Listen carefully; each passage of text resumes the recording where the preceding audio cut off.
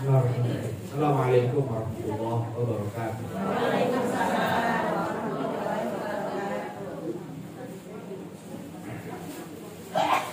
Alhamdulillah, wassalatu wassalamu ala Rasulillah Sayyidina Muhammad ibn Abdillah wa ala alihi wa sahbihi wa ala la hawla wa la quwwata illa billah.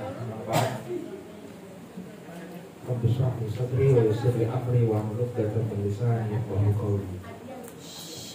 Subhanaka la ilma lana illa ma 'allamtana innaka antal alimul hakim. Wala haula wala quwwata illa billahil aliyyil azim. Bapak Ibu sekalian, jamaah Majelis Taklim Al-Itqan, pagi ini kita kembali berkumpul di majelis ini untuk ngaji tentang pentingnya ngaji. Nah, jadi Bapak Ibu, jadi besok nggak kaget kalau ada yang nanya kenapa ngaji. Jadi udah dua masih ngaji aja sih. Nah, memang supaya pintar lah. Nah, jadi kita supaya tahu kenapa penting itu kan. Oke, kita mulai. Jadi kalau kita bicara ngaji, itu pada dasarnya ngaji itu bicara tentang ilmu. Ya, kalau udah bicara ngaji udah nggak bisa bicara yang lain deh, mau nggak mau. Yang namanya ngaji mesti bicara tentang ilmu. Ya. Nah, bahasan tentang ilmu itu banyak banget. Ya. Nah, di sini saya menjelaskan singkat lah ya, dengan hal-hal yang terkait dengan kajian ilmu. Dari mulai landasan teologis, ya, landasan teologis itu dasar lah ya, dasar dari agama kita itu apa, gitu kan? Bicara tentang ilmu, kenapa sih? Nanti kita lihat. Kemudian ontologi. Nah, ontologi itu artinya makna, hakikat. Jadi kalau kita bicara ilmu, ilmu itu apa sih? Gitu. Jadi kita suka bicarakan ilmu, menuntut ilmu. Apa itu ilmu? Jangan-jangan kita menganggap kita itu menuntut ilmu, ternyata yang kita cari bukan ilmu. Kita harus tahu juga tuh apa itu ilmu. Ya, secara ontologi. Kemudian ada yang kaitannya dengan epistemologi. Epistemologi ini namanya saluran ilmu. Bagaimana cara kita dapat ilmu? Nah, itu namanya epistemologi. Karena cara mendapatkan ilmu itu jalannya ada beberapa macam. Ada jalan A, ada jalan B, ada jalan C, dan mungkin ada lain-lain lagi. Jadi kita, bagaimana kita supaya tahu itu, supaya yakin itu ilmu dan kemudian benar. Nah, kemudian ada namanya aksiologi. Aksiologi itu manfaat, kira-kira ya, manfaat ilmu itu apa sih? Apa kita perlu belajar? Aksiologi. Nah, kemudian ada klasifikasi ilmu. Ya, klasifikasi ilmu itu berarti pembagian. Karena ilmu itu ada banyak. Ya, ilmu ada banyak dan tidak sama. Maka harus kita buat klasifikasinya. Ya, para ulama menyusun tuh klasifikasi ilmu, mana ilmu ini, mana ilmu itu dan sebagainya, dan banyak. Ya, kayak ibu bapak nih diklasifikasi nih, ya, yang bapak-bapak sebelah sini, ibu-ibu sebelah sini, itu klasifikasi namanya. Bagi, karena kan nggak sama bapak-bapak sama ibu-ibu, jadi perlu ada pengkelasan. Kemudian ada adab. Adab ilmu itu kayak apa? Ini panjang lagi lah bicaranya. Kemudian ada namanya tradisi ilmu. Tradisi ilmu dalam Islam. Nah, dari semua ini kalau kita mau bahas, ini bisa jadi satu mata kuliah. Kalau satu-satu dibahas nih, jadi satu mata kuliah nih. Ya, satu tema itu sendiri satu hari gitu ya. Bisa banyak, tapi karena keterbatasan waktu ya kita terpaksa memilih lah ya, menyingkat. Nah, ini ada rumus menuntut ilmu nih. Di sini saya kasih rumus menuntut ilmu. Rumus untuk ilmu itu, kalau materinya banyak dan mendalam, maka nggak bisa sebentar. Ya. Pengennya banyak yang dibahas. Udah gitu mendalam pembahasannya, maka nggak bisa sebentar, butuh waktu lama. Itu makanya kenapa dalam Islam itu konsep menuntut ilmu itu sampai mati.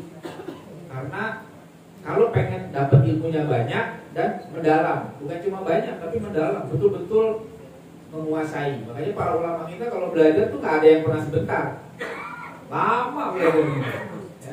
Ya, akhirnya mereka dapat ilmu yang banyak dan mendalam. Kalau maunya mendalam tapi sebentar, dia nggak bisa banyak.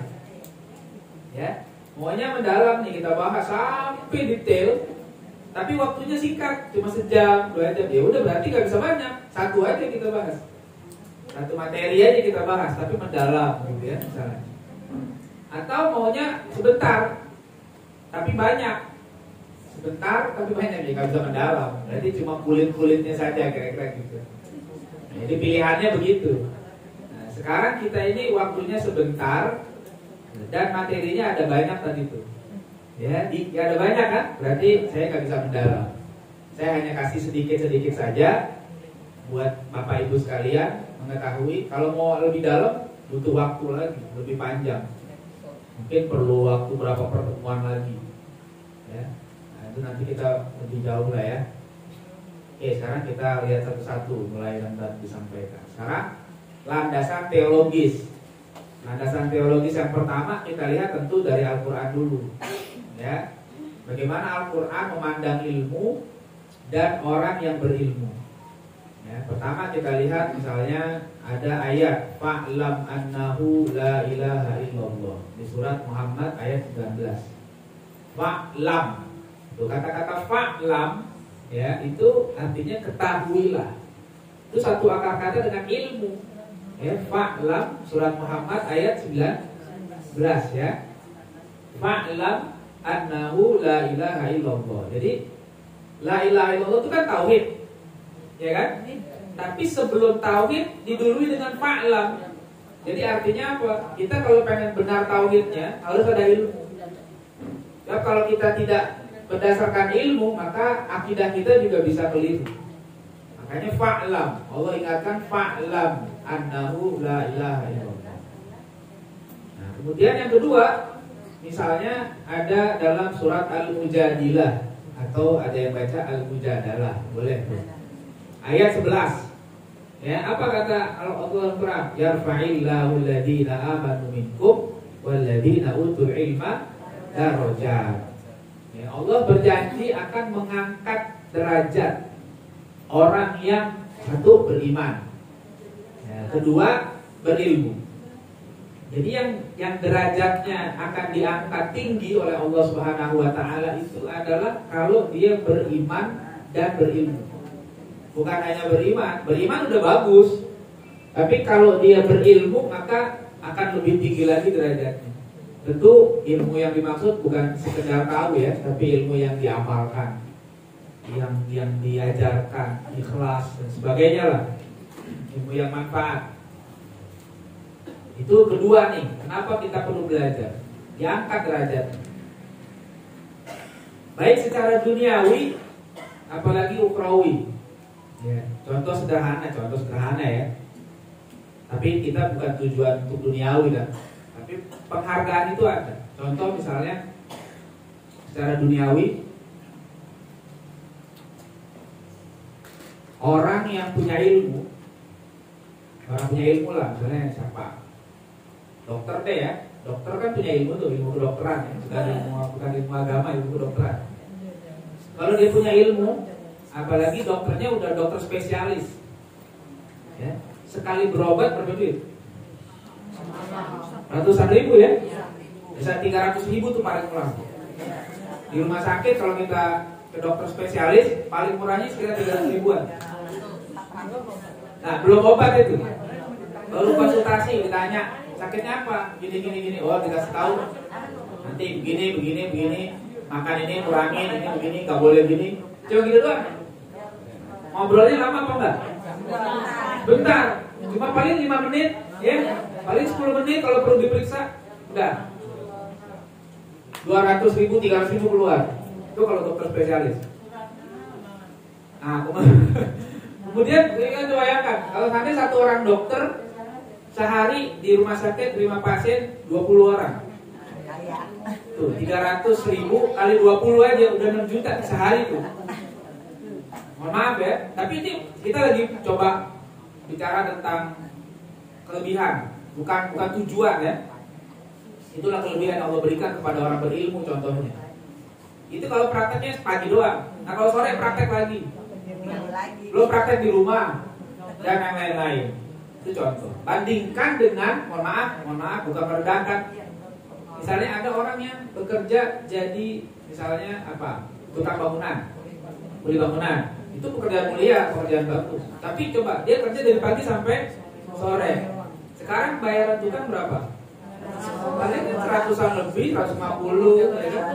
Tapi 200. Wah iya kalau tukang 200. Kalau connect 150. Oke. Ibu tahu nih ya. Kayaknya suka andorin ya. Nah, dia dapat 200.000 katakan. Tapi dari pagi sampai jauh bandingannya kan? Jauh bandingannya. Itu contoh sederhana.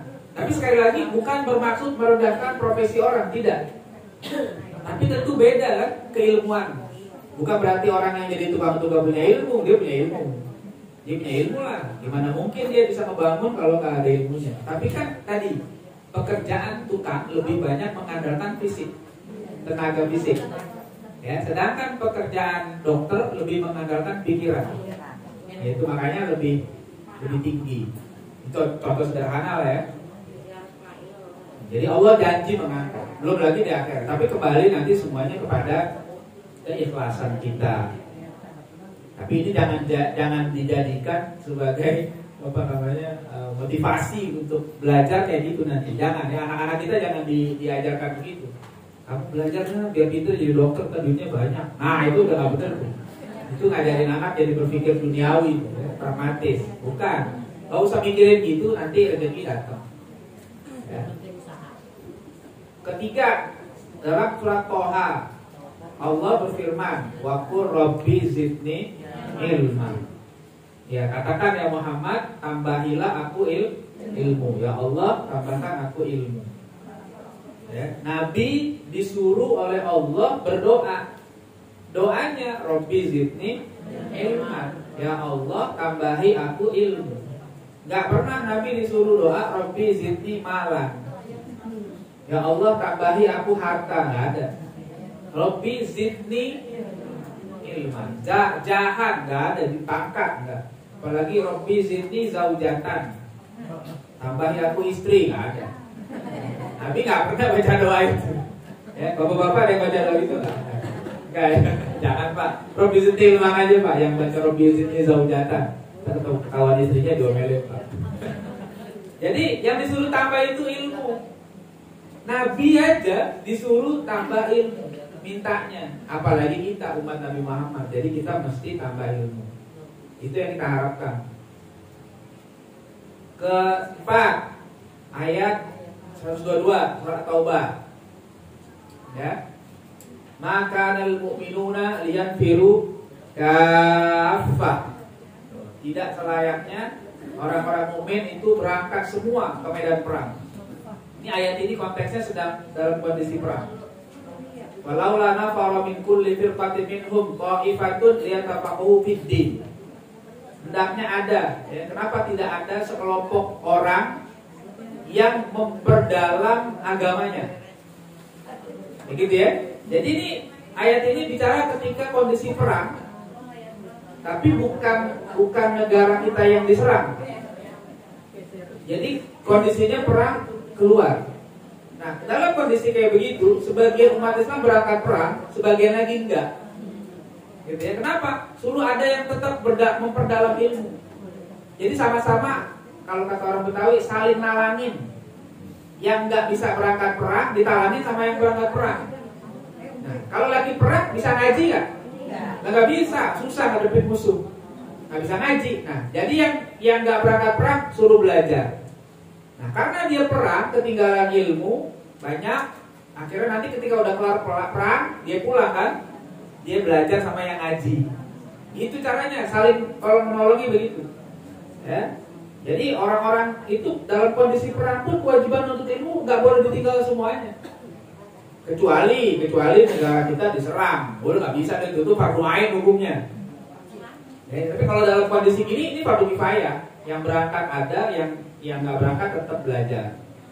Ya, untuk apa belajar? Liyudhiru qaumahum idza raja'u ilaihim, supaya mengingatkan kaumnya ketika mereka pulang nanti dari medan perang. Mereka kan pulang, yang masih hidup, yang nggak meninggal di medan perang belajar.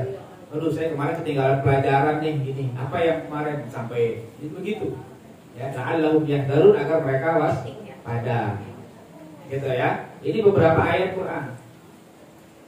Yang kelima, ayat dalam surat Fatir ayat 28. Innama yakhsyallaha min ibadihil ulama. Yang takut kepada Allah di antara hambanya hanyalah ulama. Ulama itu maksudnya orang yang punya ilmu. Kenapa? Karena dia kenal Allah. Karena dia kenal Allah, dia tahu. Dia tahu dengan ilmunya sehingga dia akan menghormati Allah, akan memuliakan Allah, akan mengagungkan Allah. Gak akan berani meremehkan Allah. Jadi orang yang berilmu itulah yang punya rasa takut kepada Allah benar-benar. Jadi kalau seandainya dia tidak punya ilmu, makanya pada kurang ajar sama Allah, ya, ngeledek agama, ngeledek Islam, ngeledek nabinya. Kenapa? Karena nggak kenal Allah, nggak ada ilmunya. Ini bahaya. Nah, ilmu ini salah satu sifatnya adalah menimbulkan rasa khasyah, rasa takut kepada Allah Subhanahu Wa Taala. Nah, ini ayatnya ada 5. Kalau kita pengen bahas semua nih, banyak banget ayat yang berkaitan dengan ilmu. Kalau saya bahas hari ini bisa pulang jam 12 malam. Belum kelar juga, selesai juga jangan-jangan. Ayatnya banyak nih. Ayat tentang ilmu banyak banget deh. Karena kata ilmu itu di dalam Quran aja terulang sampai lebih dari 700 kali. Banyak banget ya. Ini sebagian aja deh kita ambil. Sekarang dari hadis. Ya, dari hadis ada hadis yang bunyinya Thalabul ilmi faridatun ala kulli muslimin. Menuntut ilmu itu fardu, sangat wajib atas setiap muslim. Laki, perempuan wajib nggak? Kita nggak disebut di sini. Nah, tuh disebut nggak di sini perempuan? Enggak, di sini disebut laki doang. Muslim, muslimah disebut nggak? Enggak. Nah, tapi kalau dalam bahasa Arab nanti ada min babil iktifa namanya. Kalau disebut laki, perempuan masuk. Ya, kalau disebut laki, perempuan ikut. Jadi yang wajib bukan cuma laki, tapi juga perempuan wajib nuntut ilmu. Jadi jangan sampai nanti itu kan yang wajib laki, kalau perempuan nggak wajib. Perempuan puasa aja katanya, nggak boleh. Wajib, ya, wajib nuntut ilmu juga. Cuma nanti ilmu yang mana yang wajib, nah ada pembagiannya ya. Kemudian berikutnya ada hadis man kharaja fi talabil ilmi fahuwa fi sabilillahi hatta yarji'a. Ya, barang siapa keluar rumah fi talabil ilmi untuk menuntut ilmu, fahuwa fi sabilillah, maka dia itu sedang berjuang fi sabilillah hatta yarji'a, sampai pulang. Jadi bapak ibu yang hadir di majelis taklim pagi ini lagi berjuang ini, meskipun nggak ngangkat senjata, ngangkat pulpen, ya lumayan kan nyatet tuh. Ini berjuang, jangan dipikir ini nggak berjuang. Bahkan jangan-jangan kalau ada perjuangan ngangkat senjata, sebagian orang belum tentu mau, ya kan? Kita diajak belum perang, ada nanya dulu kapan perang. Gitu ada kewajiban perang, aduh saya pray dulu dah. Ya begitu, jangan. Ya, jadi kita nuntut ilmu ini perang, dalam arti jihad, berjuang menjaga agama kita sampai pulang. Nah, Bapak Ibu sekalian, makna pulang yang dekat itu pulang ke rumah. Jadi habis ini Bapak Ibu habis zuhur pulang kan? Jadi selama masih di sini Bapak Ibu lagi jihad. Kalau udah pulang selesai jihadnya. Hanya kalau pengen jihad terus jangan pulang-pulang. Itu makna dekatnya. Tapi makna jauh pulang adalah pulang ke akhirat. Ada makna pulang. Kita bakal pulang ke akhirat ya? Pulang kan, makanya kalau orang meninggal disebut innalillahi wa inna ilaihi raji'un. Kita ini milik Allah dan kita akan pulang kepada Allah. Jadi selama dia masih nuntut ilmu, dia dalam jihad fisabilillah. Jadi kalau orang yang meninggal dunia masih statusnya sebagai penuntut ilmu, dia meninggal dalam fisabilillah. Makanya jangan bosan ngaji, ya, ngaji, gitu ya. Jangan bingung, ya. Ini udah tua nggak ngaji, ya. Rugi. Jadi kita biarin, kalau udah tua kok masih ngaji aja. Iya, ngaji kewajibannya sampai mati. Ngaji itu kewajibannya bukan cuma sampai dapat gelar S1, S2, S3, S-Lilin atau apa lah, S-Cendol, enggak, sampai dapat gelar almarhum atau almarhumah. Ya, bapak ibu meninggal baru berhenti ngaji. Kalau belum Kalau belum meninggal jangan berhenti ngaji. Ya, saya udah jadi profesor, tetap ngaji. Ya, saya udah dipanggil ustaz, tetap ngaji. Jangan berhenti ngaji. Hatta kalau nggak ada sama sekali guru yang bisa ngajarin dia, tetap ngaji. Gimana caranya? Belajar mandiri. Katakan dia udah pinter banget, udah nggak ada orang yang lebih pintar dari dia, tetap wajib belajar. Wajib belajar ya baca sendiri, analisis sendiri. Karena ilmunya udah cukup. Tapi kalau masih ada yang bisa ngajarin. Jangan berhenti ngaji. Jangan mentang-mentang saya mau udah dipanggil ustaz, nggak perlu ngaji lagi. Nah begitu. Ya, saya masih ngaji. Saya doktor. Ngaji masih, alhamdulillah. Tiap Selasa saya ngaji hadis Sahih Bukhari. Ya, tiap Kamis saya ngaji dengan guru saya. Ngaji hadis, ngaji ulumul hadis, dan ngaji sirah nabawiyah. Saya masih ngaji. Tiap Sabtu saya ngaji. Fikihnya ada, akhlak dan yang lain-lain. Masih ngaji. Jadi ibarat orang dagang, masa dagang doang, jualan doang, nggak belanja, habis barangnya lah. Ya kan? Jadi apalagi yang ngajar, ustazah wajib ngaji. Kenapa? Masa dia ngaji nggak mau ngajar doang? Akhirnya bahannya itu aja. Ya, bosan orang ngajar di situ aja, nggak ganti-ganti, itu aja bahasanya. Nah jangan. Jadi kita perlu memperkaya lagi pengetahuan. Dan semakin kita belajar, semakin tahu bahwa kurang kita masih banyak. Ya. Oke. Kemudian, ini hadis agak panjang nih, saya terjemahin dikit-dikit lah ya. Man salaka thariqan. Dalam hadis Nabi mengatakan barang siapa yang jalan, yang menempuh satu perjalanan. Man salaka thariqan, barang siapa yang menempuh satu jalan, yatlubu fihi ilman. Dia menuntut ilmu. Jalan untuk menuntut ilmu. Salakallahu bihi thariqan min turuqil jannah. Allah akan mudahkan bagi dia jalan menuju surga. Ya gitu ya kira-kira. Mana bebasnya gitulah. Karena dalam hadis lain riwayatnya bunyinya man salaka thariqan yaltamisu fihi ilman sahhalallahu lahu bihi tariqan ila jannah. Jadi orang yang keluar dari rumah menempuh satu perjalanan untuk apa? Menuntut ilmu. Itu berarti Allah sedang mudahkan jalan dia ke surga. Oh, surganya mau gampang apa susah? Mau gampang, ngaji. Kalau ada ilmunya segala sesuatu jadi gampang. Ya, kalau nggak ada ilmunya jadi susah. Mau ibadah jadi susah, kenapa nggak ada ilmunya? Tapi kalau ada ilmu ibadah gampang, nggak ada yang susah. Pahamin.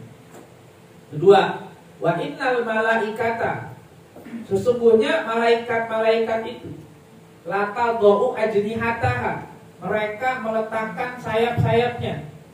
Ridon litalibil ilmi, karena ridho dengan penuntut ilmu, karena senang dengan penuntut ilmu. Malaikat, bapak ibu sekalian, tadi waktu ibu bapak berangkat dari rumah tuh malaikat ngaparin sayapnya tuh.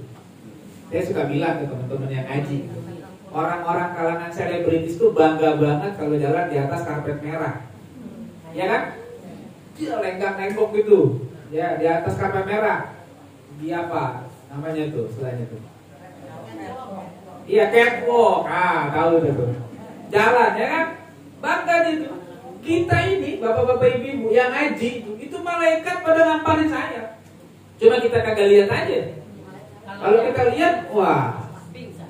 Makanya apalagi kalau saya diangkat sama malaikat, terbang kita ini.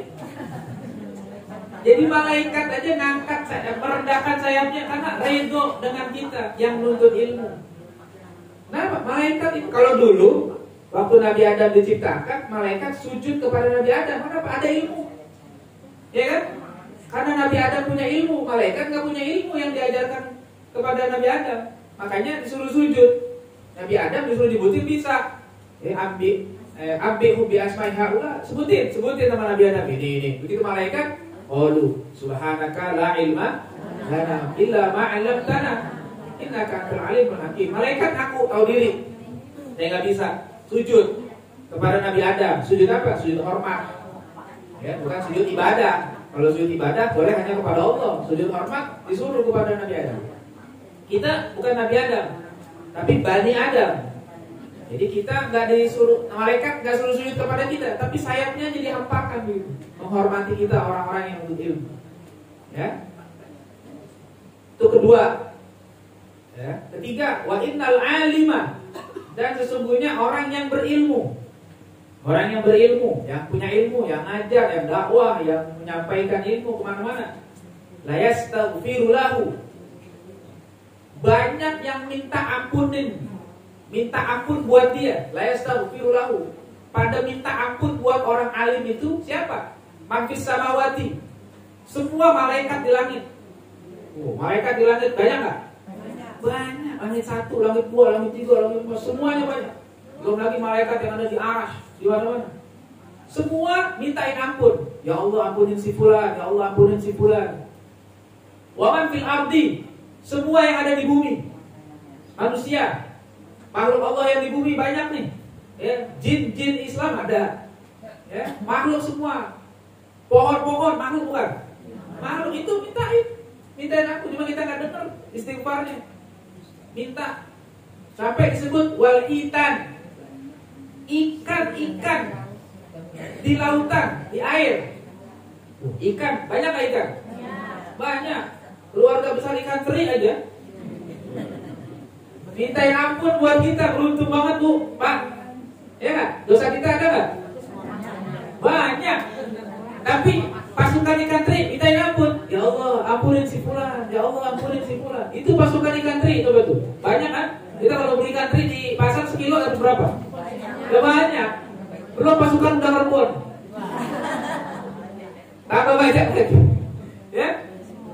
Makhluk yang ada di laut itu lebih banyak daripada yang ada di bumi, yang ada di daratan. Makanya, waduh, rugi kalau nggak ngaji. Ya? Kita ini banyak dosa kan? Tapi makhluk-makhluk Allah itu mintain ampun buat kita. Ya Allah, enak banget.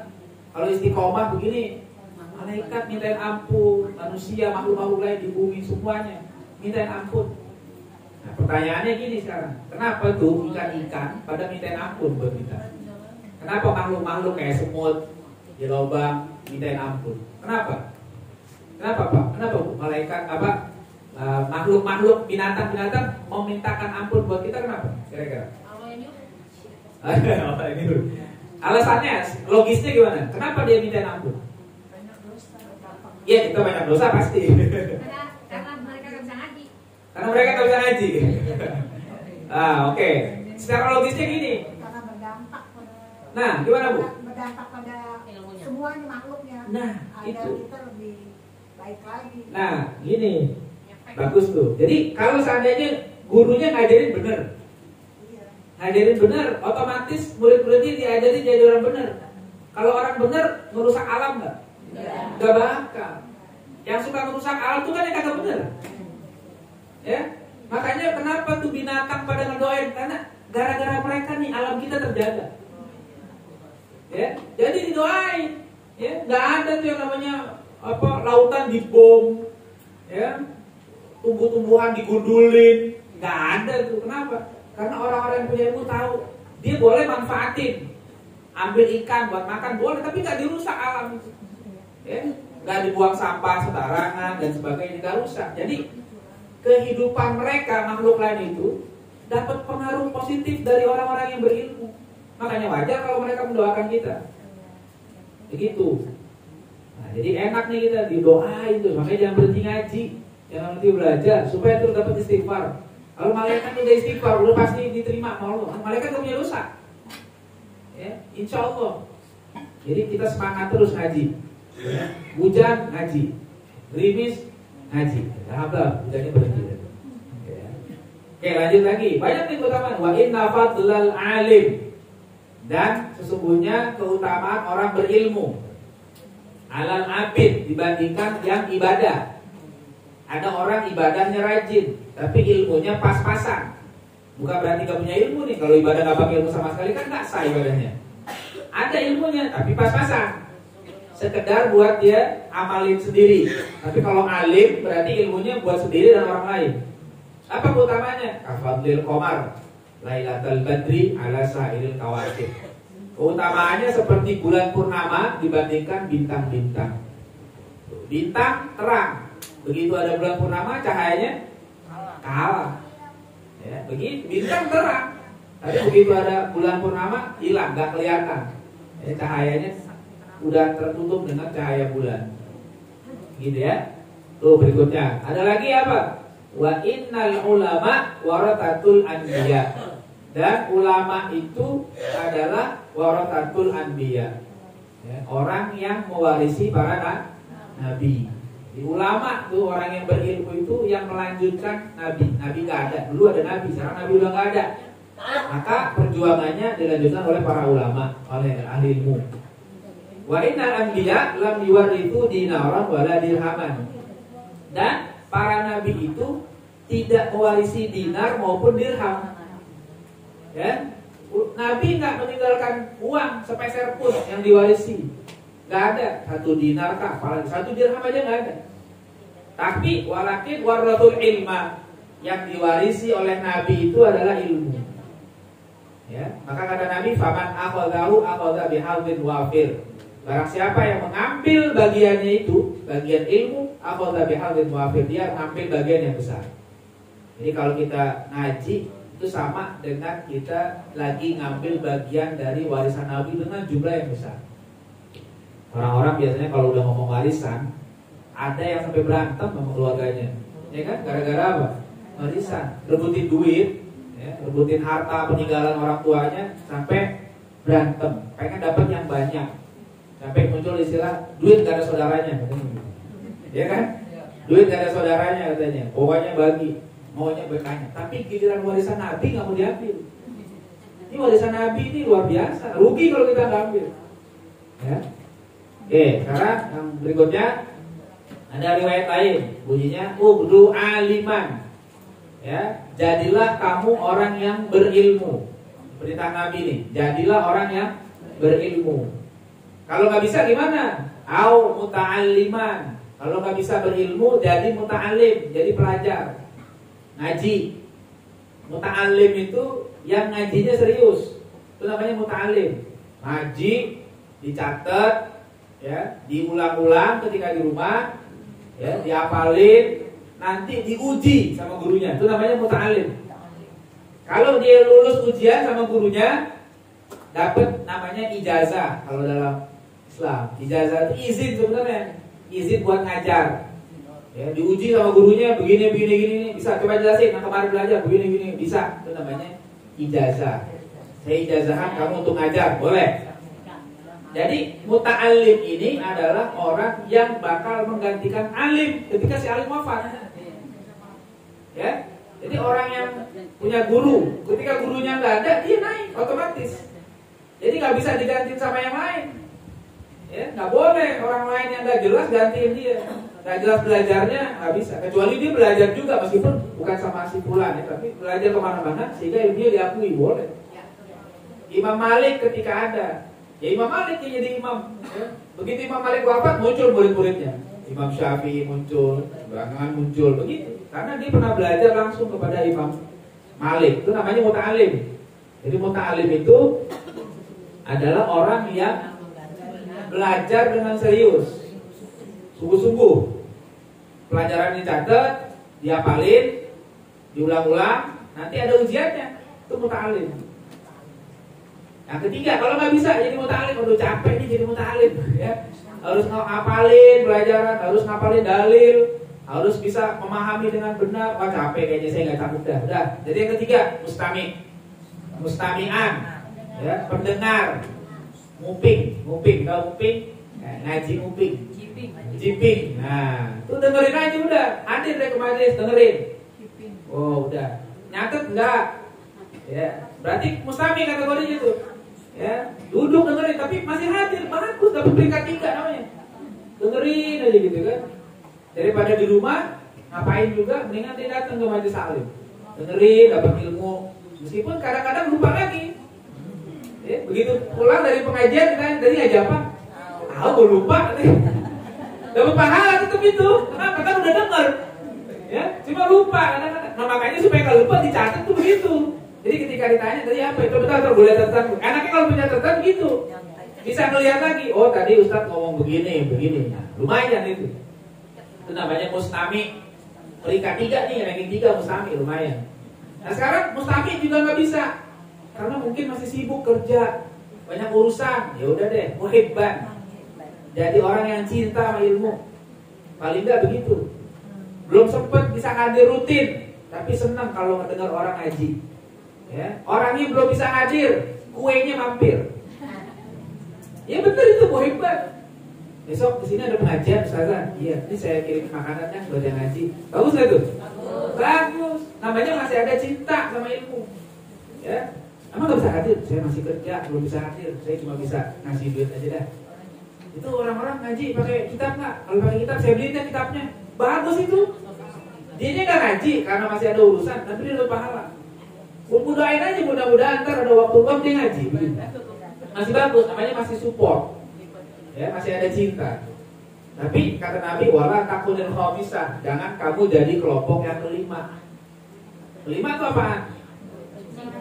Alim enggak, muta'alim enggak bisa, mustami segen, gedek mulu bawahnya. Itu celaka. Kata Nabi celaka, kata ahli celaka orang kayak begitu. Pinter kagak, belajar kagak mau, dengar juga ogah, bawaannya empat aja orang ngaji. Ngaji mulu. Nah ini. Kalau saya nyebut merek.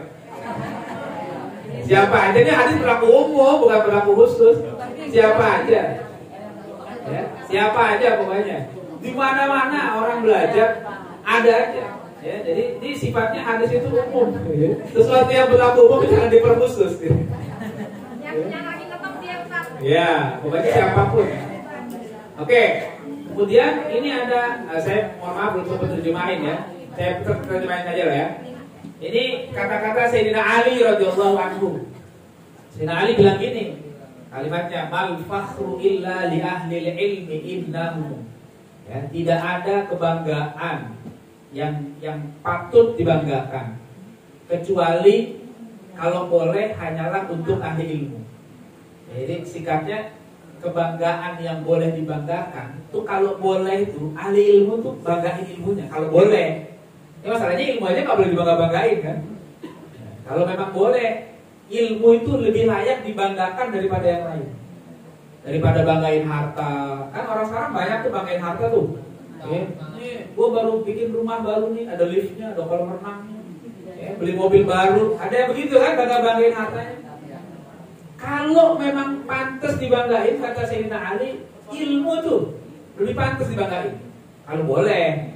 Ya, kenapa? Alal huda liman istahda adillahu. Karena orang yang punya ilmu itu menjadi pembimbing buat orang-orang yang nyari tahu, nyari bimbingan.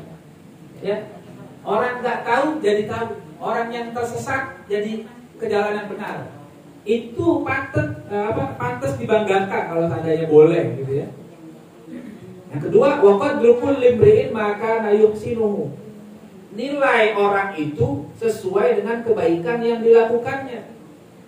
Jadi kita itu punya nilai di hadapan Allah dan di hadapan orang kalau kita punya kebaikan. Kalau kita nggak punya kebaikan nggak ada nilainya. Jadi kebaikan apa yang bisa kita berikan? Itu jadi poin kita di hadapan Allah dan di hadapan manusia. Tapi kalau orang yang nggak punya kebaikan, dia nggak punya nilai. Wal jahiluna li ahli ilmi a'da'u. Kata Sayyidina Ali, orang-orang bodoh itu memang akan selalu memusuhi ahli ilmu. Jadi kata Sayyidina Ali begitu, wal jahilun, orang-orang yang bodoh itu memang akan selalu memusuhi orang berilmu. Gak seneng aja sama orang belajar. Gak suka kalau ada orang menuntut ilmu. Cuma Sayyidina Ali pesan, fafuz bi ilmin. maka berbahagialah dengan ilmu. Ya. Ta'ish hayyan bihi abada. Kamu akan hidup selama-lamanya. Dengan ilmu kamu akan hidup selama-lamanya. An-nasu mauta, orang-orang boleh mati. Wa ahlul ilmi ahya'u, sedangkan ahli ilmu tidak akan pernah mati. Coba lihat, Imam Bukhari jasadnya udah meninggal, tapi sampai sekarang masih dibaca kan? Kayak gak pernah mati. Kita gak pernah ketemu Imam Bukhari, kita gak pernah ketemu Imam Syafi'i, kita gak pernah ketemu Imam Ghazali, kita gak pernah ketemu Syekh Ibnu Taimiyah, tapi sampai sekarang orang masih sebut namanya kayak ada. Kita baca karya mereka seakan-akan kita dinasehati langsung. Itu orang yang hidup begitu, meskipun jasadnya sudah di tanah, tapi seakan-akan masih ada dekat kita. Itu enaknya jadi ahli ilmu. Jadi nggak akan mati, dalam arti akan terus dikenang oleh orang-orang sesudahnya. Tapi kalau bukan ilmu, nggak akan dikenang. Begitu lewat masanya orang udah nggak kenal. Coba tanya, siapa jagoan di zaman Imam Bukhari?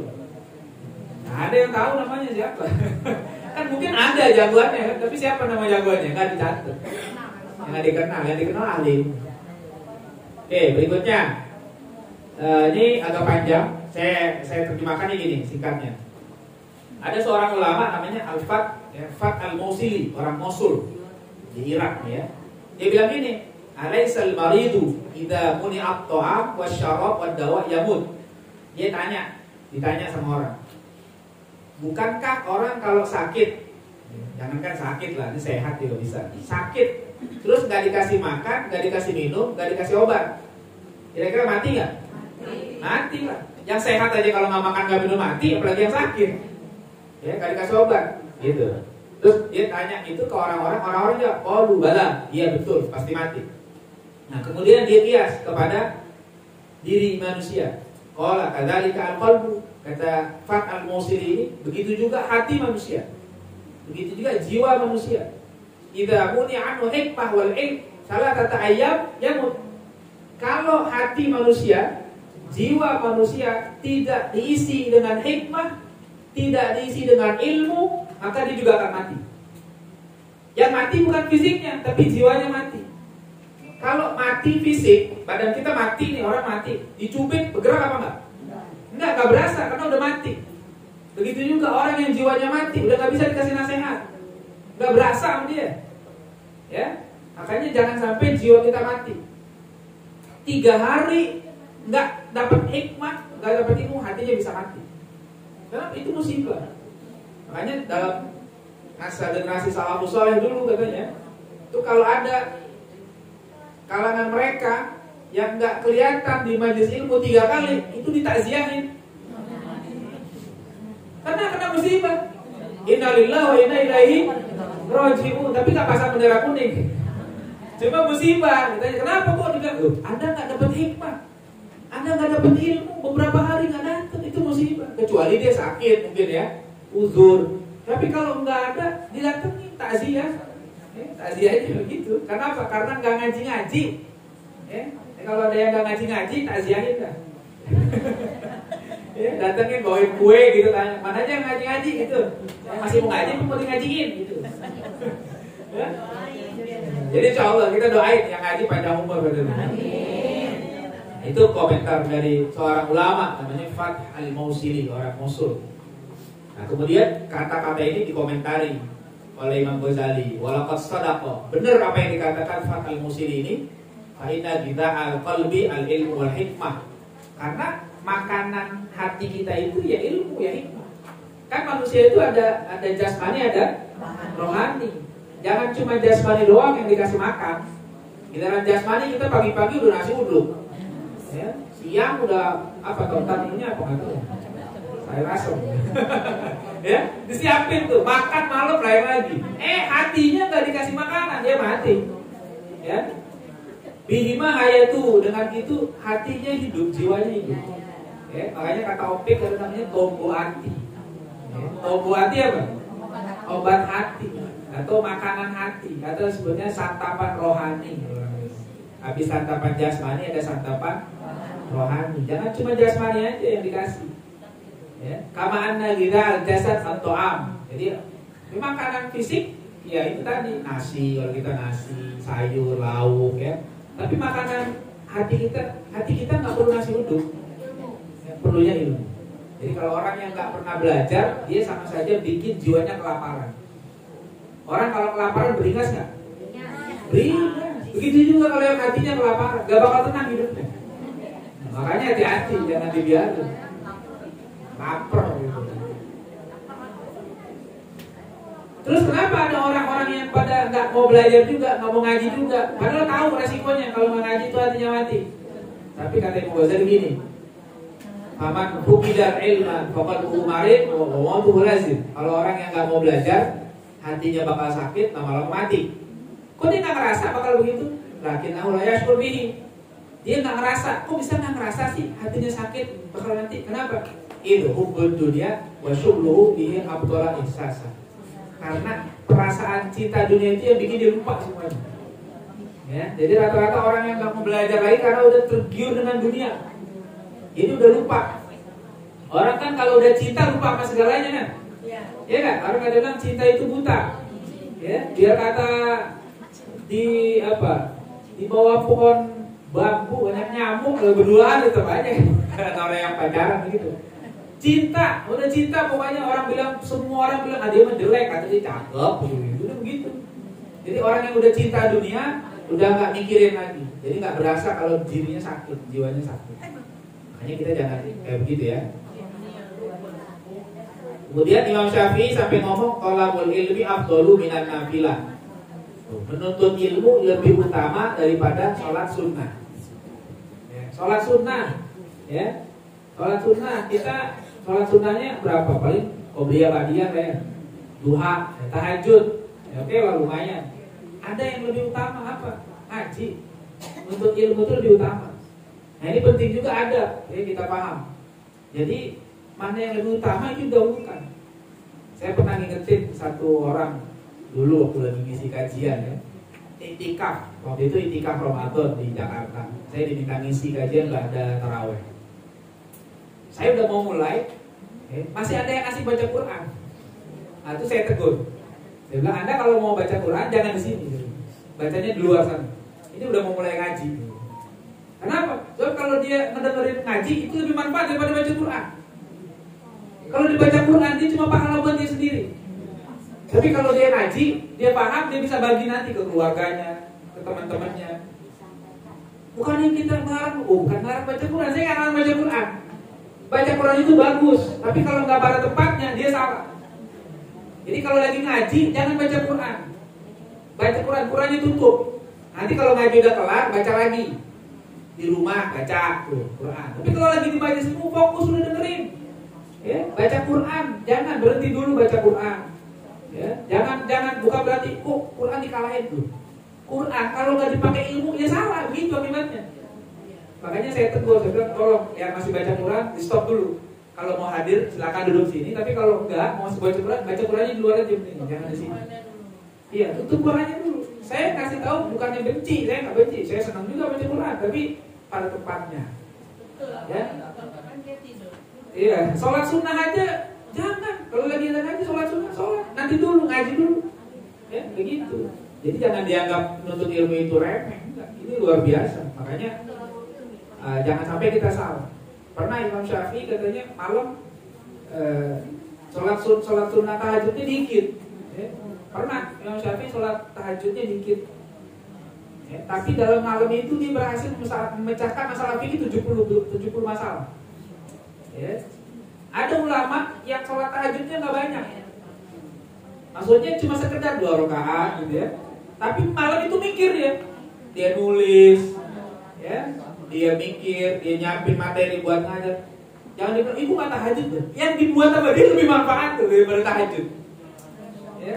Tapi ini bukan berarti ngeremehin tahajud ya, bukan. Nah kalau kita yang nggak kayak begitu ya tahajud lah. Ya. Ini udah tahajud enggak, ngajar kita enggak. Tapi ada ulama yang ngisi bangun malamnya bukan dengan tahajud doang. Dia tahajud sekedar aja 2 rakaat, sholat, witir kalau belum, udah terus langsung baca kitab. Sampai pagi nanti dia nulis. Itu juga bagian dari menghidupkan malam. Jadi jangan dipikir tahajud doang. Jadi semuanya. Ya, oke, kita lihat ini contoh kenapa perlu ngaji. Kita berkaca pada sejarah. Ini sebagian aja nih. Ada ulama dulu, generasi awal Islam kalau belajar tuh, Jabir bin Abdullah menempuh perjalanan sebulan penuh dari kota Madinah ke kota Arish di Mesir hanya untuk nyari satu hadis. Satu hadis. Tadi ibu dapat berapa hadis dari saya? Banyak itu. Ya, nggak pakai jauh kan jalannya kan? Imam Ahmad bin Hanbal pernah menempuh perjalanan ribuan kilometer untuk mencari satu hadis. Tuh, tradisi ilmunya begitu. Imam Bukhari menulis kitab Sahihnya selama 16 tahun. Bayangkan 16 tahun ditulis. Dan setiap mau nulis, sholat dulu 2 rakaat. Imam Bukhari itu nggak langsung nulis. Sholat dulu 2 rakaat, berdoa sama Allah. Kalau hati dia tenang, itu hadisnya ditulis. Kalau enggak ditulis nanti. Makanya nyelesain kitab itu sampai butuh waktu 16 tahun. Dan akibatnya apa? Sahih Bukhari jadi kitab paling sahih setelah Al-Quran. Karena begitu cara nulisnya. Nah, ini generasi apa? Generasi Islam dulu. Ini baru sebagian nih. Ya, ada kitab-kitab yang bagus ditulis oleh ulama bagaimana perjalanan generasi dulu. Terjemahannya udah ada kalau Bapak Ibu mau cari. Terjemahan itu buku karangan Syekh Abdul Fattah Abu Ghuddah. Itu bagus isinya tentang ilmu. Ada yang judulnya kalau bahasa Arabnya Qimatuz Zaman Indal Ulama. Nilai waktu menurut para ulama. Nah, itu terjemahannya udah ada tuh di Indonesia. Kemudian ada juga As-Sofahat min Sabril Ulama.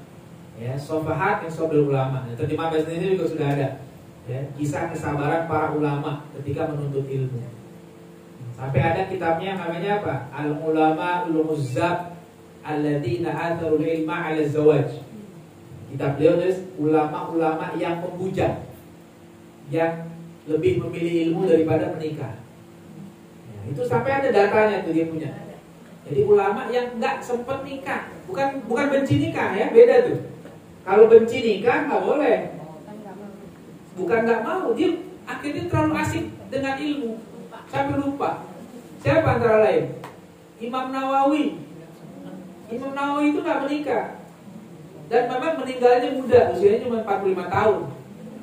Imam Nawawi itu 45 tahun udah meninggal, bahkan lebih dulu dari ayahnya meninggal. Ayahnya belum meninggal, Imam Nawawi udah meninggal. Ibnu Taimiyah nggak menikah. Ya, ada beberapa ulama nggak menikah. Bukan mereka benci pernikahan, mereka karena udah terlalu asik dengan ilmu.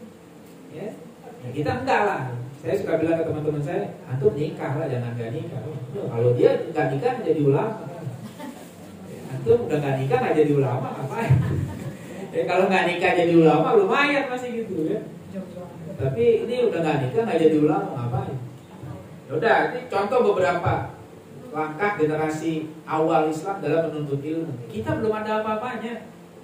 Ya, kita belum ada apa-apanya. Mereka begini perjalanannya. Oke, kemudian nah ini ada pandangan dari orang barat. Nah, saya kutip dari seorang orientalis asal Jerman. Kok kita kutip orientalis, Ustaz? Emang boleh? Boleh. Buat apa? Supaya mempertegas bahwa tradisi Islam itu diakui bukan namanya orang Islam, tapi orang Barat juga ngakuin. Jadi kita baca buku orang-orang Barat tuh bukan untuk kita ngikutin apa kata mereka saja, tidak. Ada pandangan mereka yang cukup baik, objektif, mengakui. Kita ambil supaya kita bilang nanti ke orang-orang yang nggak suka sama Islam, oh, ini diakui orang-orang Barat sekali tuh. Ya, ada ilmuwan Jerman namanya Rosenthal. Ini Franz Rosenthal, ini seorang ilmuwan yang sangat berwibawa di Barat. Dia bilang Islam is ilm. Islam itu ilmu. Oh, jadi dia punya statement tegas, Islam itu ilmu. Jadi kalau ngomong ilmu udah gak bisa lepas dari kata Islam. Ya, ilm is one of those concepts that have dominated Islam and given Muslim civilization its distinctive shape and complexion. Jadi kata dia ilmu itu salah satu konsep yang paling mendominasi kehidupan Islam dan Muslim. Orang Barat aja ngakuin kalau Islam itu agama ilmu. Ya, jadi kita perlunya mengutip ini bukan yang nggak benar kita kutip. Pengakuan mereka itu penting supaya kita tahu bahwa tradisi ilmu dalam Islam itu, budaya ilmu itu diakui orang-orang Barat. Dan mereka tahu, tanpa ada tradisi ilmu dalam Islam, mereka nggak bakal maju. Mereka punya utang sama kita. Ya. In fact, there is no other concept that has been operative as a determinant of Muslim civilization in all its aspect to the same extent as ilmu. Jadi katanya, faktanya nggak ada konsep yang lebih mendominasi, yang berpengaruh dalam peradaban Muslim, peradaban Islam selain ilmu. Jadi Islam itu adalah peradaban ilmu. Kalau kita pengen membangun kembali peradaban Islam hari ini, maka bangkitkan tradisi ilmu. Gak ada jalan lain.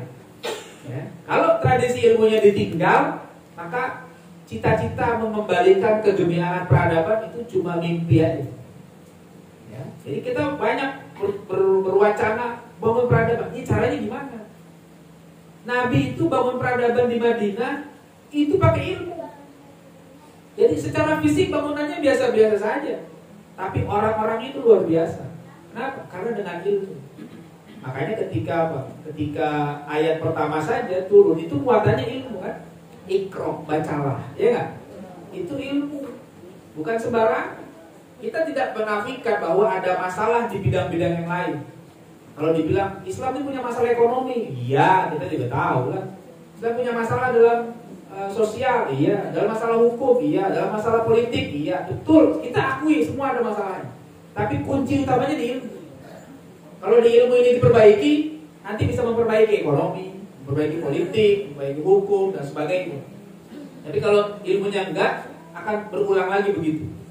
Ya, ekonominya begitu lagi, hukumnya begitu lagi, politiknya begitu lagi. Kenapa? Karena tidak dikawal dengan ilmu. Ya. Oke, ini pengakuan orang Barat yang namanya Rosenthal. Oke, terus ini budaya ilmu. Nah, budaya ilmu.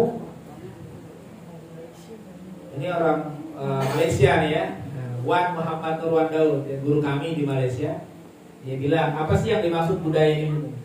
Budaya ilmu itu bermaksud kewujudan satu keadaan yang setiap lapisan masyarakat melibatkan diri, baik secara langsung maupun tidak langsung dalam kegiatan keilmuan bagi setiap kesempatan. Jadi yang dibilang budaya ilmu, kalau masyarakat punya apa? Keterkaitan. Pokoknya setiap ada kegiatan ilmu ikut, nah kira-kira gitu. Itu baru tuh terjadi budaya ilmu. Nah, kedua, budaya ilmu itu merujuk kepada kewujudan satu keadaan yang segala tindakan manusia, baik di tahap individu, apatah lagi peringkat masyarakat, diputuskan dan dilaksanakan berdasarkan ilmu pengetahuan, sama ada melalui pengkajian maupun syuro. Jadi di masyarakat atau kita sendiri memutuskan segala sesuatu itu dasarnya harus pakai ilmu. Apakah dikaji atau dimusyawarahkan? Kalau berdasarkan ilmu, insya Allah semuanya bagus. Tapi kalau keputusan diambil berdasarkan like and dislike, suka atau tidak suka, itu gak bakal jadi benar. Kalau gue suka sama lu, gue terima, gitu kira-kira. Tapi kalau gue gak suka, gue tolak. Nah itu gak benar. Tapi kalau berdasarkan ilmu, insya Allah akan jadi baik. Kenapa? Mau dia gak suka, kalau memang benar harus diterima. Kebenaran itu harus diterima. Ya.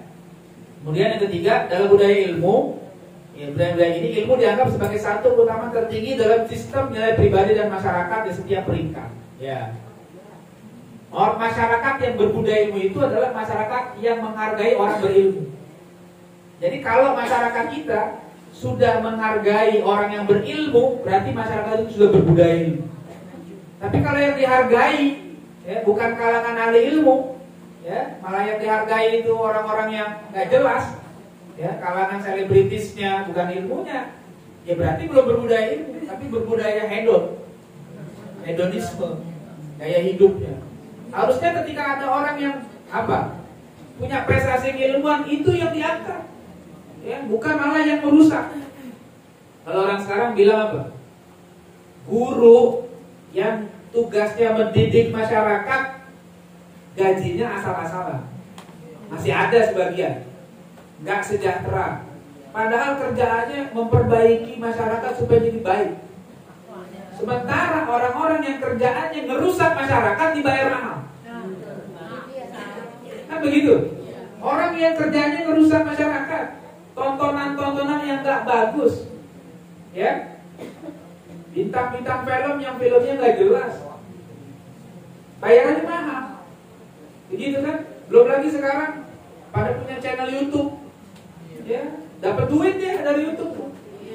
Orang-orang kita nge-like, subscribe, berarti orang kita belum berbudaya ilmu. Kenapa? Yang disukai dia kayak begitu. Dia habis kuotanya, artisnya dapat duit. Yang kaya artisnya, dia miskin tetap.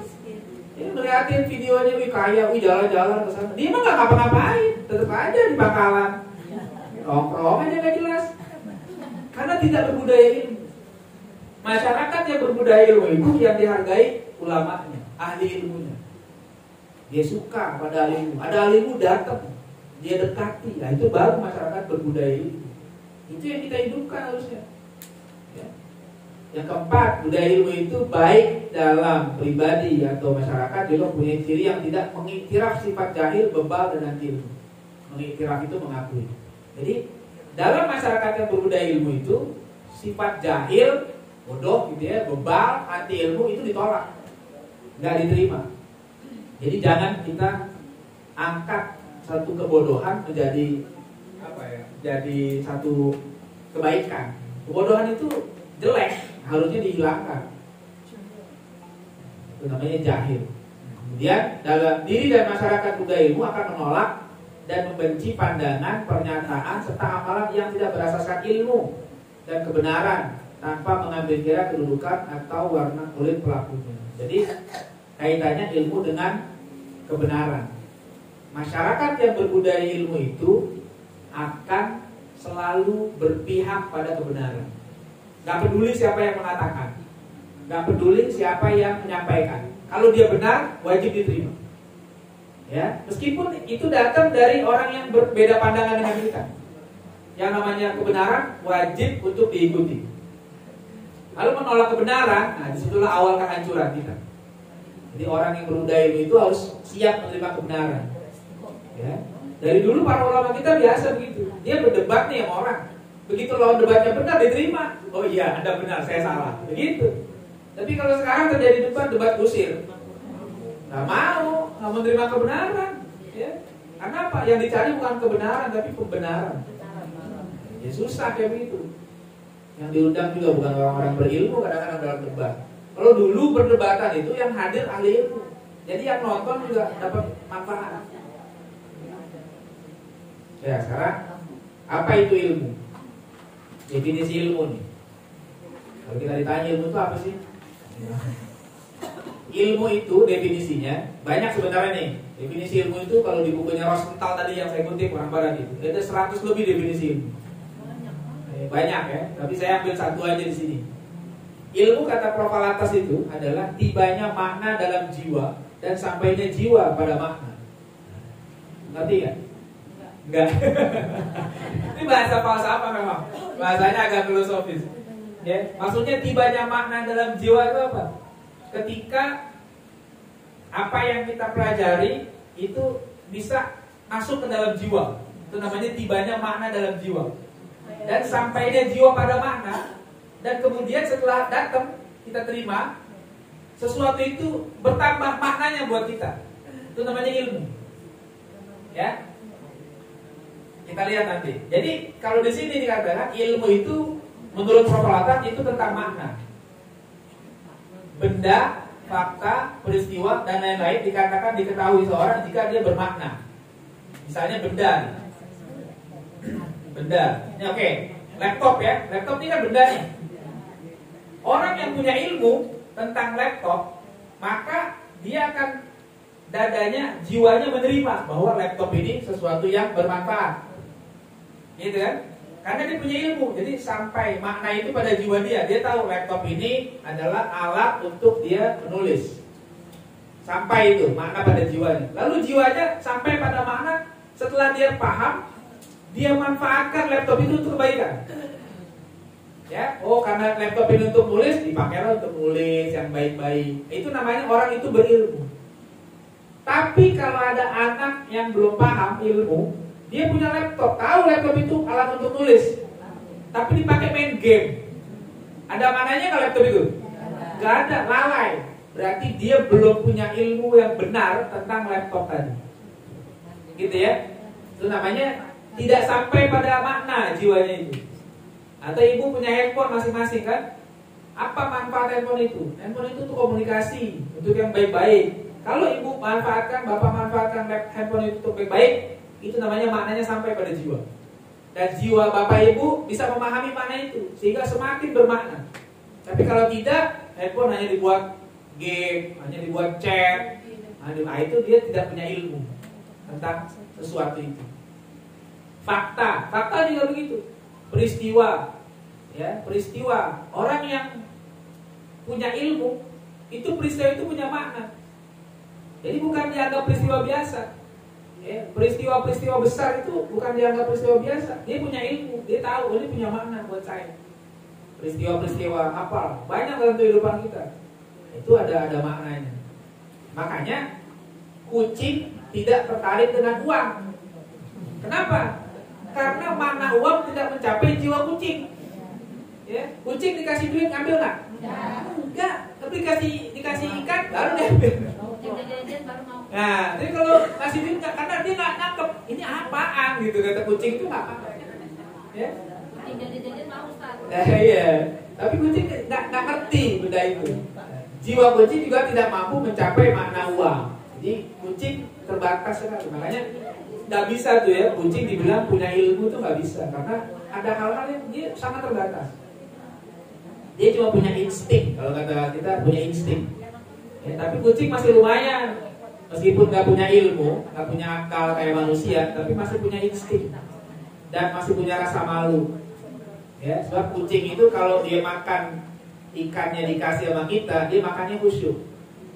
Tapi kalau ngambil sendiri di dapur, makanya nggak tenang. Dia nggak nengok gitu kan. Begitu kita lewat dia kabur. Namanya itu kucing masih punya malu. Tapi koruptor hari ini nggak punya malu. Ya, udah korupsi masih cengar-cengir aja kayak monyet gitu. Ya, nggak punya malu. Ya, udah korupsi, ya tetap aja nggak punya malu. Duit haram masih bangga-bangga aja. Ya, kucing tidak tertarik dengan uang. Ini seseorang tidak tertarik dengan ilmu, dengan pengajian, kan gitu tuh. Iya, berarti dia tidak punya makna, belum tahu.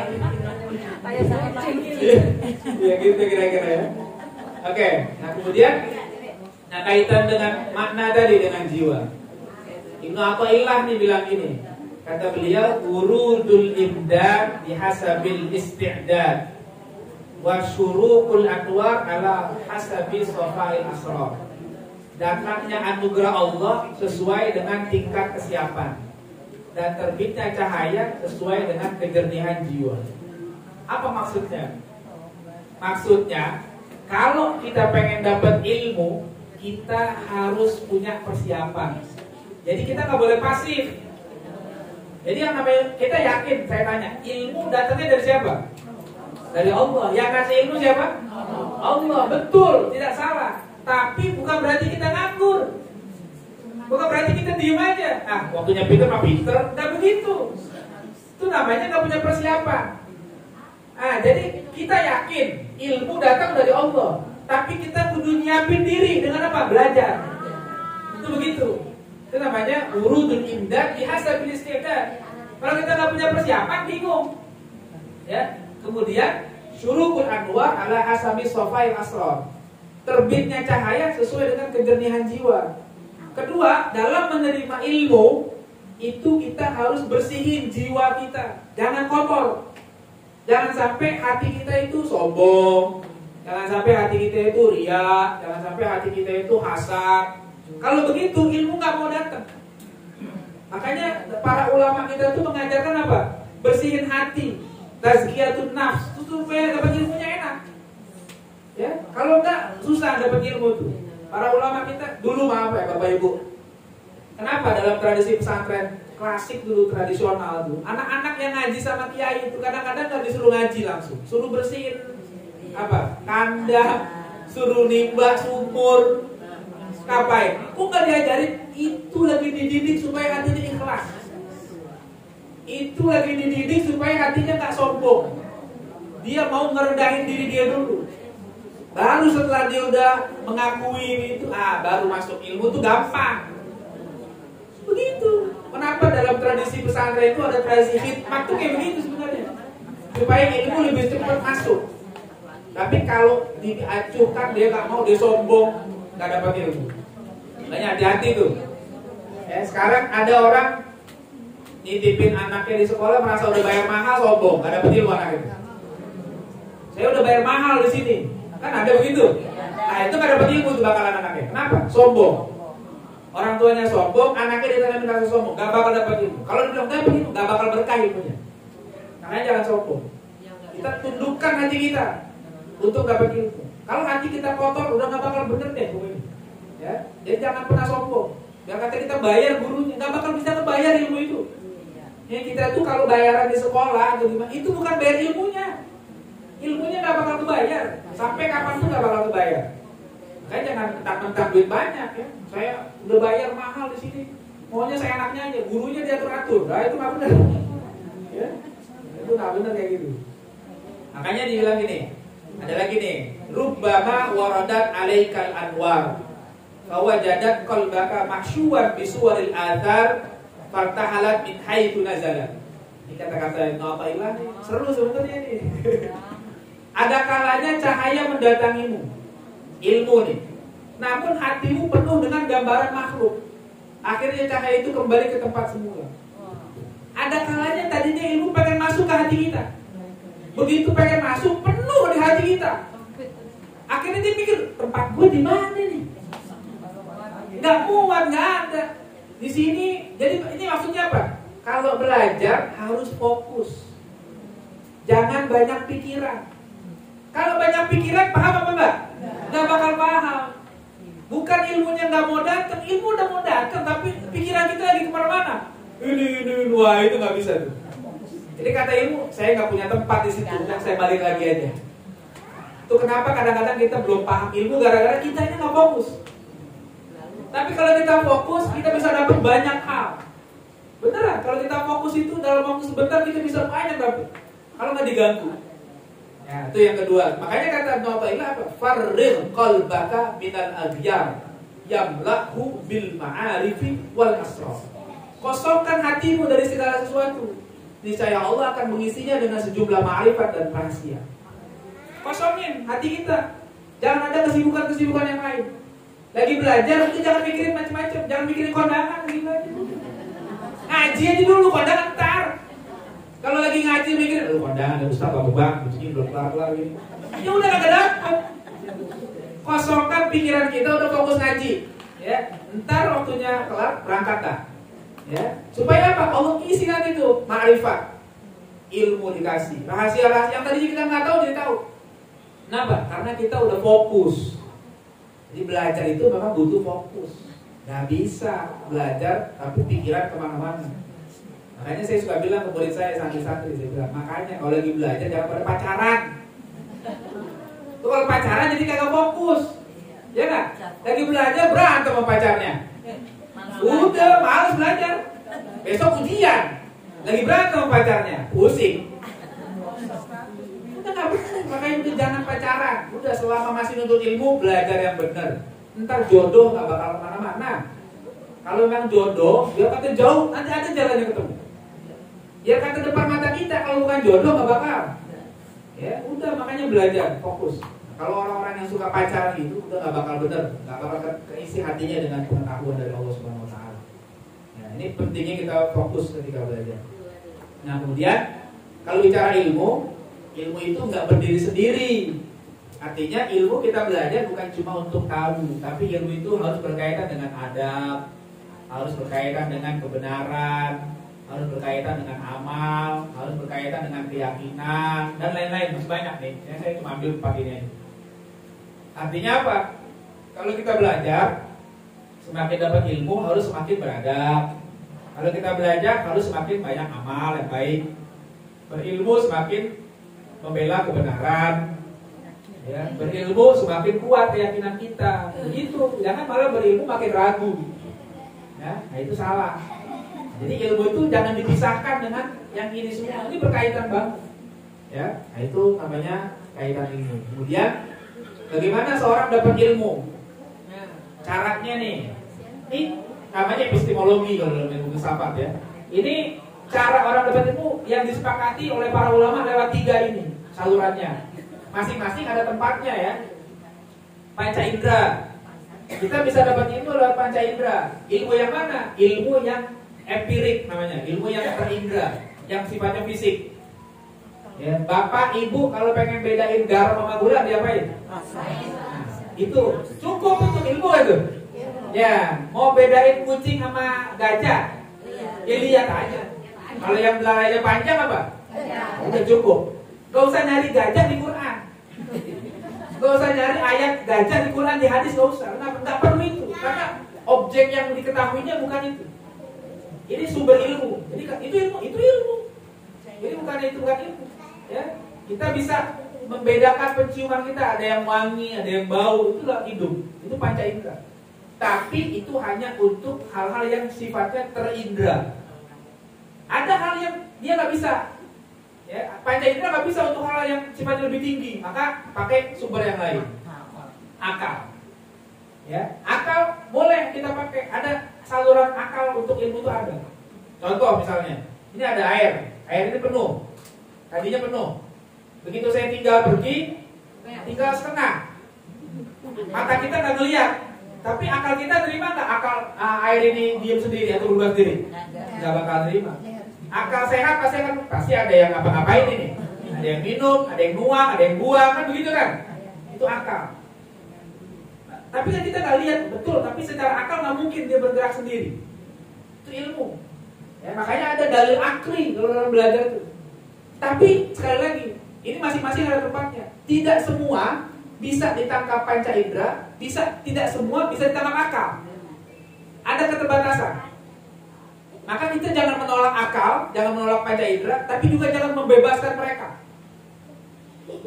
Nah, 2 ini, panca indera dan akal, yang hari ini dijadikan inti keilmuan di barat.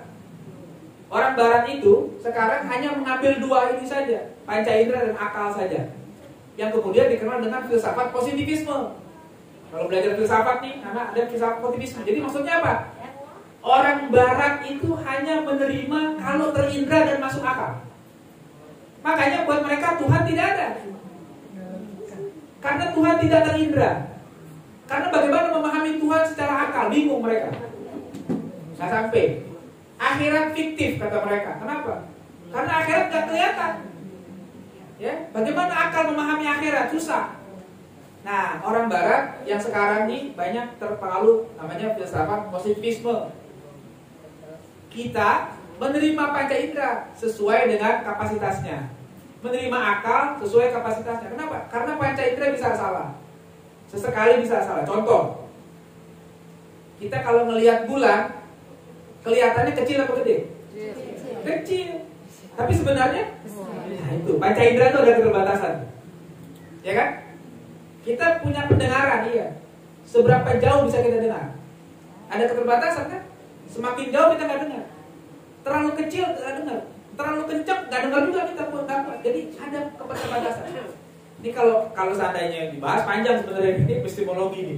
Ya, saya cuma itu aja kasih tahu ini sebagian ya. Nah, kemudian nanti ada satu lagi yang namanya khobar sodik. Khobar sodik itu artinya berita yang benar. Berita yang benar. Nanti berita yang benar itu ada berita yang diperkuat dengan mukjizat. Ya, ada berita yang sifatnya mutawatir. Berita yang sifatnya ramai. Diberitakan oleh orang banyak yang tidak mungkin bohong. Itu namanya khobar sodik. Contoh misalnya peristiwa Isra Mi'raj.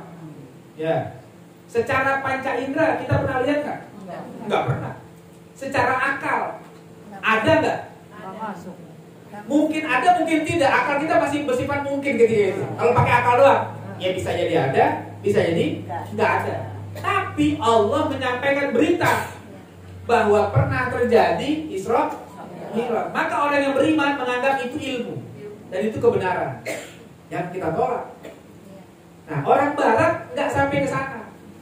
Dia cuma Isra Mi'raj itu kita nggak pernah lihat. Secara akal ya mungkin ada, mungkin nggak ada. Jadi kesimpulannya, ya udah nggak, belum tentu sesuatu yang masih sifatnya dugaan, ngapain diterima? Karena nggak menolak hal kayak gitu. Nggak percaya dengan Isra Mi'raj, nggak percaya dengan akhirat. Karena berhenti pada akal. Padahal akal kalau dibimbing dengan berita yang benar itu bisa menjadi sumber ilmu yang saling berkaitan. Ya, nah ini panjang bahasanya, saya dikit aja lah nyolek. Ya. Terus ilmu ada klasifikasi. Ada ilmu yang fardu ain, ada yang fardu kifayah, ada yang mubah, ada yang haram. Jadi ilmu yang fardu ain artinya berarti semua orang wajib belajar tanpa kecuali. Ilmu apa? Ilmu akidah. Wajib itu semua orang belajar, orang muslim. Ilmu ibadah, fikih ibadah itu wajib belajar. Yang kita amalin, sholat, mesti ngerti. Baca Quran, mesti ngerti. Apalagi puasa Ramadan, kita wajib. Tapi kalau ilmu yang belum kita amalin, gak wajib kita pelajarin. Contoh, pergi haji, wajib nggak belajar? Kalau yang mau berangkat tahun depan wajib. Tapi kalau yang masih tunggu 2040 belum wajib. Iya, belum wajib, orang masih lama 2040. Belum wajib belajar. Tapi kalau mau belajar boleh, bukan nggak boleh. Andaikan dia sampai meninggal belum belajar manasik haji karena memang belum mampu, nggak dosa. Tapi kalau dia nggak belajar fikih ibadah sholat, dia dosa. Karena itu kewajiban tiap hari. Ya, fardu ain. Fardu ain. Kalau fardu kifayah tanpa semua orang wajib, sebagian saja selesai. Apa fardu kifayah? Biasanya orang ngomong fardu kifayah urusan jenazah aja. Itu aja. Padahal fardu kifayah itu banyak, bukan jenazah doang. Itu salah satunya. Ilmu kedokteran itu fardu kifayah. Jangan sampai umat Islam nggak ada ini dokter sama sekali. Harus ada. Tapi apa semua harus jadi dokter? Ya enggak. Tapi harus ada yang ngerti kedokteran. Ilmu IT harus tahu. Zaman sekarang harus ada yang ngerti teknologi. Tapi nggak semua orang mesti. Jadi itu fardu kifayah. Ya, ada ilmu yang mubah, ilmu yang sifatnya boleh-boleh saja. Seperti apa? Ilmu sastra, ilmu bahasa. Boleh-boleh saja. Ya, syair-syair yang tidak mengandung vulgar boleh. Kata Imam Ghazali gitu. Tapi kalau syair-syair mengandung vulgar, ya itu nggak boleh, itu jadi haram. Ilmu yang haram, kok ada ilmu haram? Ada. Ilmu sihir. Nggak boleh belajar ilmu sihir.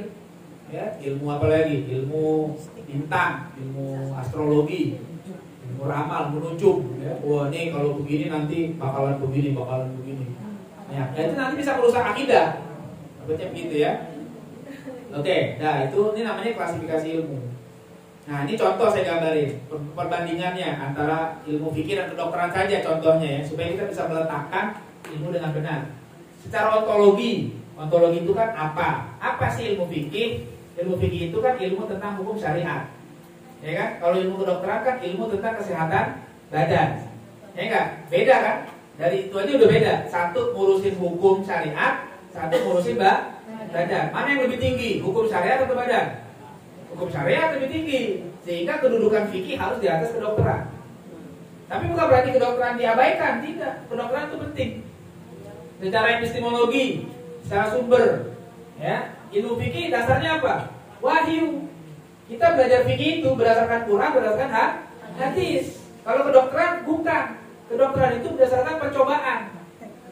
Ya, jadi ilmu kedokteran itu berdasarkan percobaan, ya, eksperimen. Makanya ada istilah obat mujarab. Pernah dengar nggak? Ini obat mujarab nih. Mujarab itu dari bahasa Arab, dia kata tajribah. Ai mujarab sudah diuji coba, sudah diuji klinis. Itu namanya percobaan. Jadi kalau dulu kita belum ada kedokteran modern misalnya, bapak ibu kalau anaknya panas dikasih daun apaan? Bidang. Daun apa lagi? Daun apa? Ya pokoknya gitu kan. Kenapa? Itu ada nggak dalilnya di Quran? Nggak ada. Di hadis ada nggak? Nggak ada. Tapi karena setelah diuji coba orang percaya. Wah ini bisa dipakai nih. Kalau seandainya panas, kasih daun apa? Daun nansana apa gitu orang dulu ya. Kalau batuk pakai daun saga apa misalnya gitu ya. Itu nggak ada. Cari di Quran nggak bakal ketemu. Cari di hadis nggak bakal ketemu. Tapi kok masih dipakai? Itu kedokteran yang lewat percobaan. Bedanya dulu tradisional. Sekarang muncul kedokteran modern yang obatnya ditambah dengan zat kimia. Kenapa kalau orang panas dikasih paracetamol? Karena udah diuji coba. Gitu kan? Kenapa kalau orang sakit gatal batuk dikasih obatnya ini? Karena udah diuji coba. Bukan pakai Quran sama hadis. Epistemologinya begitu. Ya, kemudian secara aksiologinya, secara tujuannya, manfaatnya, kalau belajar fikih supaya kita bahagia dunia akhirat. Kan kalau diamalin, ya, jadi benar amal kita diterima Allah bahagia. Tapi kalau kedokteran tujuannya nggak ada begitu, tujuannya supaya sehat. Nah, maksudnya apa nih dengan begini? Kita harus tahu bahwa ilmu itu beda, tidak semua sama. Tapi bukan berarti dibuang satunya, tidak. Tempatkan dengan benar. Jadi orang yang jadi belajar kedokteran itu bagus, tapi jangan belajar kedokteran aja, belajar fikihnya juga. Dokter-dokter itu harus paham fikih. Kalau nggak paham fikih bahaya nanti ngasih obat yang haram, nanti ikut malpraktek, kan begitu kan, bahaya. Jadi dokter-dokter harus belajar fikih juga. Ya, saya ikut pengajian saya ada berapa dokter gitu. Ya, tiap seminggu sekali itu ada 6 dokter lah ikut pengajian saya. Ya, saya bilang dokter harus belajar fikih juga. Ya, itu contohnya ya. Nah, kemudian tentang adab ilmu. Nah, adabnya banyak, saya nggak bahas semua, waktunya terbatas. Ini saya bagi 4 saja. Ada adab kepada pemberi ilmu. Ya, adab pemberi ilmu itu Allah. Ya, kita harus ikhlas, tidak maksiat. Kemudian adab kepada ilmu. Adab kepada ilmu itu harus belajar secara hierarki. Ya, mana yang fardu ain, baru fardu kifayah gitu ya. Terus harus nyatet. Adab kepada penyampai ilmu, pada guru, misalnya khidmat, ya, mendoakan, ya, memanggil dengan panggilan yang baik, itu adab kepada penyampai ilmu.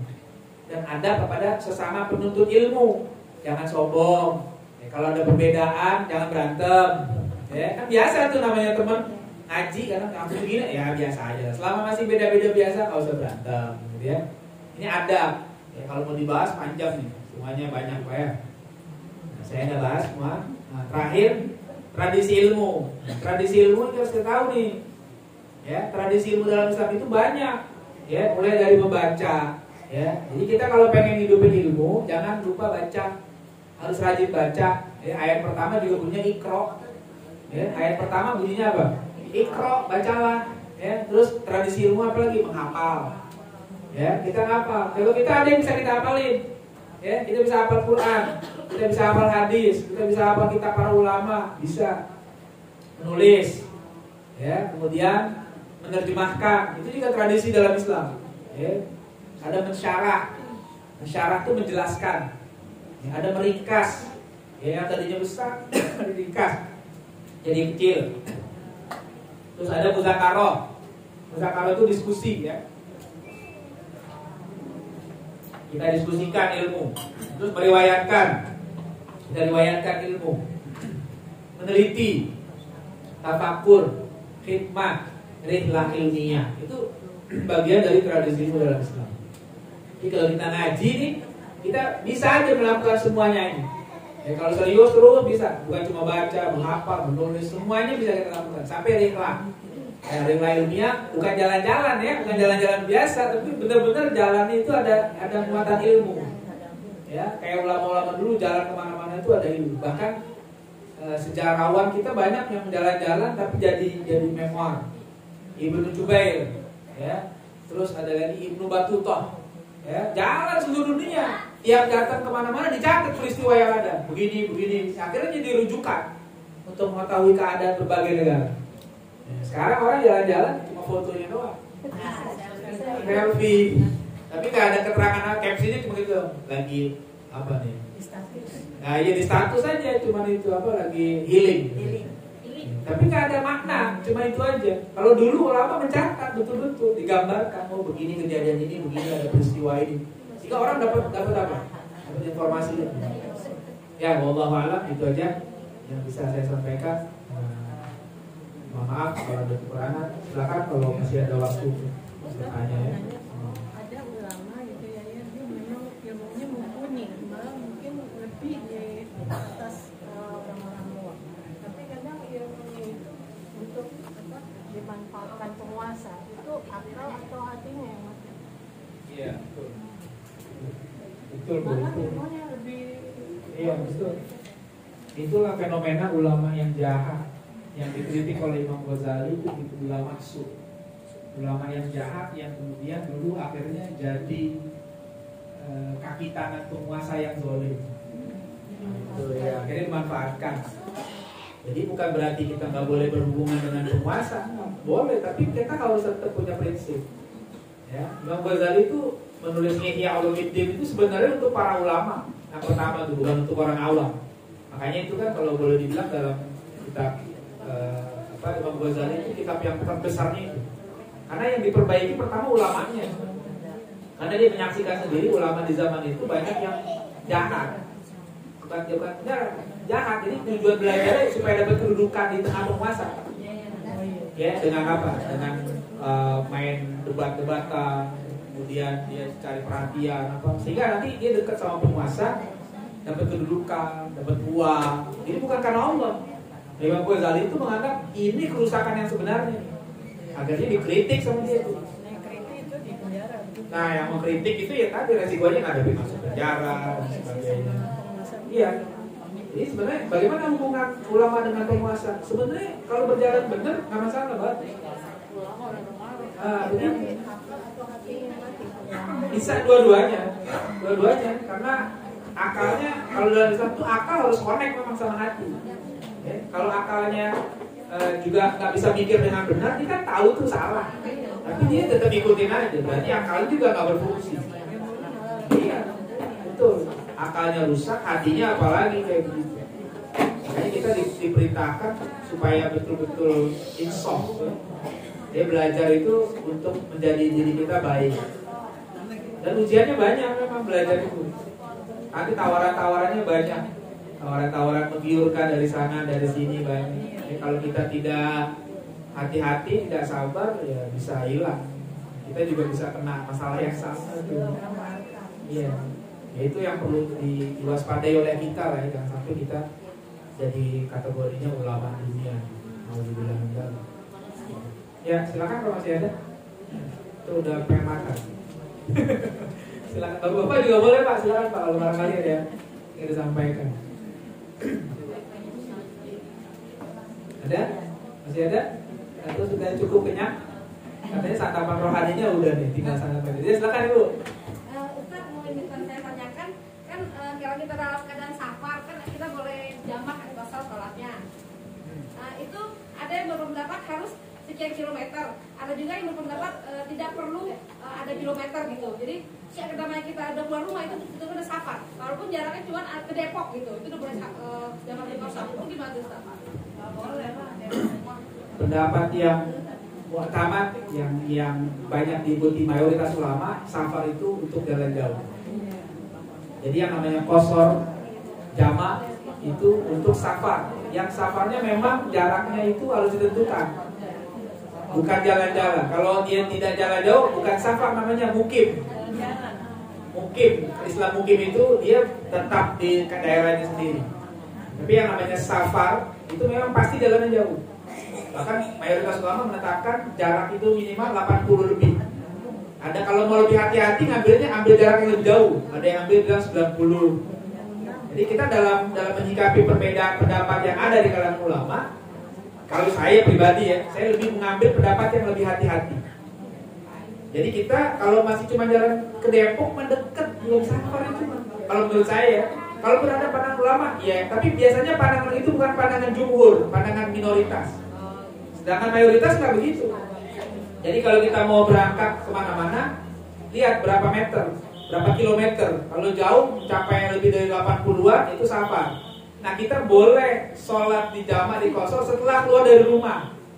Jangan di rumah sholatnya. Kalau di rumah belum safar.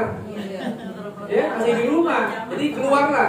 Ada yang mengatakan harus keluar wilayah, tapi ada yang mengatakan keluar batas perkampungannya udah boleh. Misalnya kita sholatnya nggak di rumah tapi di masjid di pinggir jalan, kan udah keluar lah dari kampung ini, udah boleh. Ada yang bilang tapi harus keluar. Ya udah di luar aja lebih aman begitu. Tapi kalau masih di rumah nggak boleh. Ya, jadi safar itu yang menjadi rukhsah. Sholat qasar jamak itu kan rukhsah. Ya, rukhsahnya ada alasan dong. Alasannya kenapa? Safar. Kalau nggak safar nggak ada rukhsah. Ya. Terlepas nanti ada pandangan lain tentang jamak ya, bukan qasar. Ada dalam beberapa riwayat jamak boleh tanpa safar. Tapi itu untuk siapa? Untuk jamak yang orang kehujanan dan sholat berjamaah di masjid. Itu lain kasus. Itu panjang lah pembahasan di fikih. Ya, itu pembahasannya di luar tema sebenarnya. Tapi saya jawab. Iya. Oke, Tika, ada lagi? Bapak silakan, Pak. Assalamualaikum warahmatullahi wabarakatuh.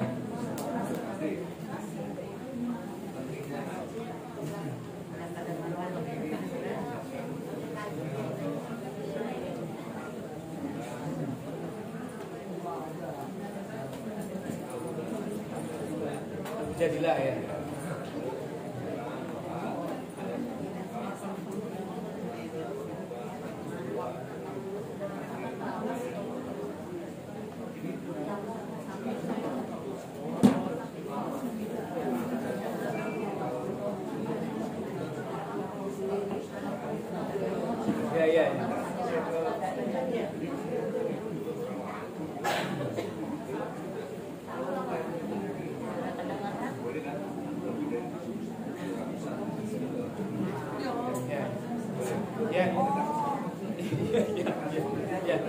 Ya. Ya, betul. Jumlahnya banyak, Pak, sampai lebih dari 700-an. Dengan berbagai derivasi, Pak, ya. Dengan berbagai apa? Dengan berbagai bentuk, ya. Bukan hanya kata ilmu, ya. Maksudnya gitu, Pak. Jadi yang kata ilmu dalam Quran itu bukan kata ilmu saja, tapi kata ilmu, ya'lamun, ta'lamun, ya. Itu masuk kategori itu perubahan. Ya. Udah gitu? Cukup? Wajah-wajahnya sudah berharap yang lain. Cukup ya? Kalau sudah kita apa? Banyak? Tidak? Cukup ya? Cukup, kita tutup dengan alhamdulillah dan doa kafaratul majlis. Alhamdulillahirabbil alamin. Subhanallahi wa bihamdihi. Asyhadu an la ilaha illa anta astaghfiruka wa atubu ilaik. Assalamualaikum warahmatullahi wabarakatuh.